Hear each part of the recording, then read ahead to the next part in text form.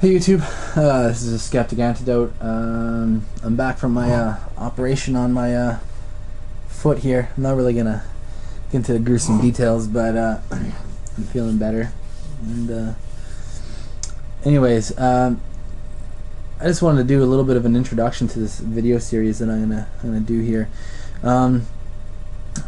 It's like it's a prequel to the three-part series I did to Kent Hovind's court case that I presented by this guy, Lindsey Springer.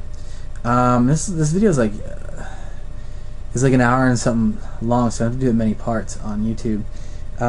It, for the most part, I think it's boring and long, but I think it's an awesome video. It's a very detailed information on why what the IRS is doing, why the IRS should be shut down, the IRS, and why it was illegal for them to arrest Kent Hovind. If you guys are interested in that part, and others, there's others in Kent Hovind's position, and other Christians too, and also. Why the IRS can't even penalize you if you did something. You made a simple mistake, the same mistake that Kent Hovind has done. And you know, I'm presenting this, and I'm freaking Canadian. Like, I couldn't care less about what's going on in the States or even around the world or even in Canada too. I really don't care in a political sense. But I do care for the truth, though.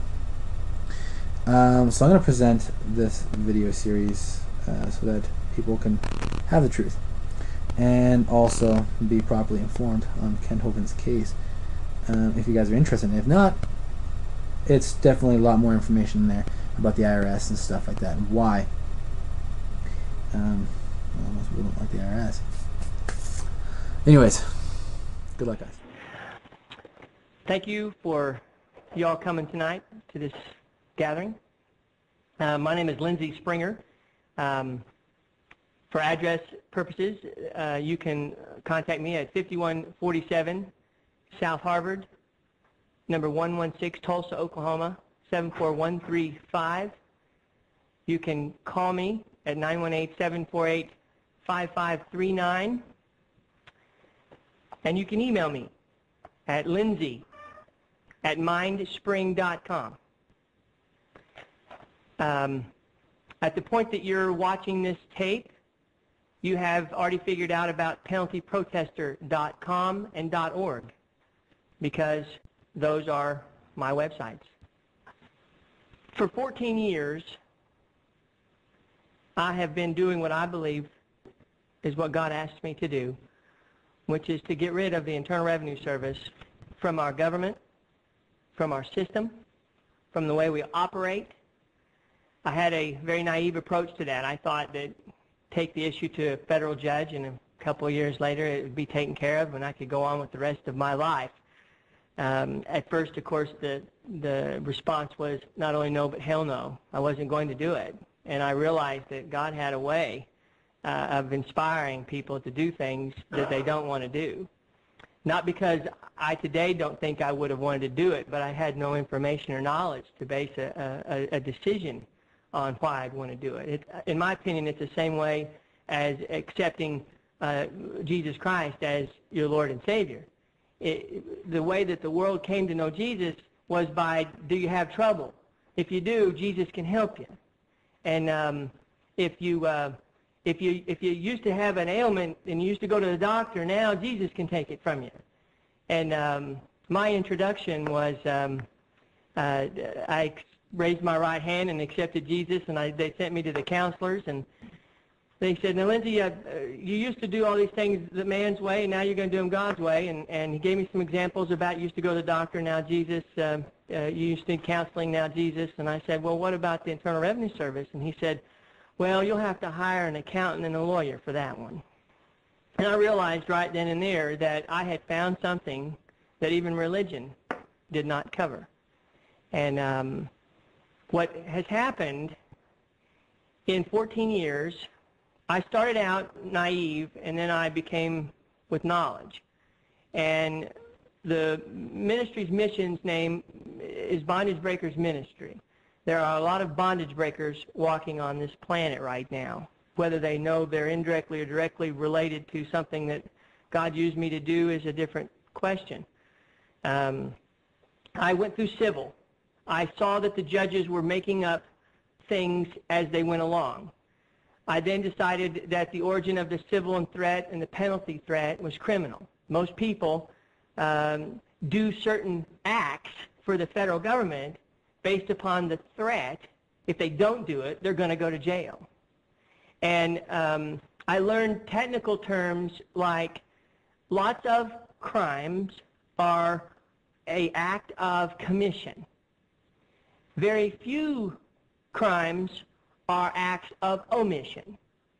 An omission crime is a failure to do something that the law requires you, forces you without right to do.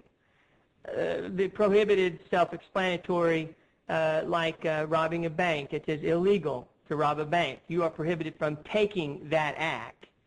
And when I went into these crimes of omission, I saw that under federal law, there was absent an interstate nexus, an interstate element that would make a failure to do anything reachable by Congress's power under the Commerce Clause.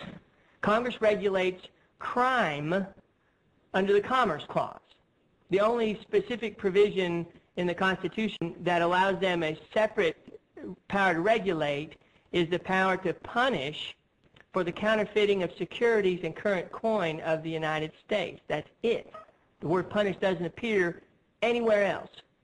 Under the Commerce Clause, then it comes in as a needful tool to regulate interstate transactions. Among the several states, the Supreme Court describes what the interstate meaning is. The Article 1, Section 8, Clause 3 says, Congress shall have the power to regulate commerce with foreign nations among the several states and with the Indian tribes. Think about those three things. They are all regulating intercourse across state line between two states, two people in two different states. And a crime of action or omission that Congress is promulgating in a statute must have an interstate nexus. It's easy to figure out, like in a bank robbery case, how they did it. They got the interstate nexus was if the bank was FDIC insured. Even though you didn't go across state line with the money you stole from the bank, because the bank had the insurance from the federal government, that was an interstate nexus. The juries are always directed, you must find the bank was FDIC insured. When you get to a crime of omission, all of a sudden that interstate nexus dies. What is the thing that you took across state line when you omitted something? Becomes a very important question to ask. And in that answer you find, if you did nothing, how could you have gone across state line with nothing? Another excellent way at arriving at where I'm taking it tonight is dealing with the conspiracy to defraud under federal law. It's Title 18, Section 371. And the law says that it is illegal to enter into a conspiracy to violate a federal law, commit an offense, or to defraud the United States. And in that second term, defraud, which is a common law term, the conspiracy to defraud has taken on a meaning when it comes to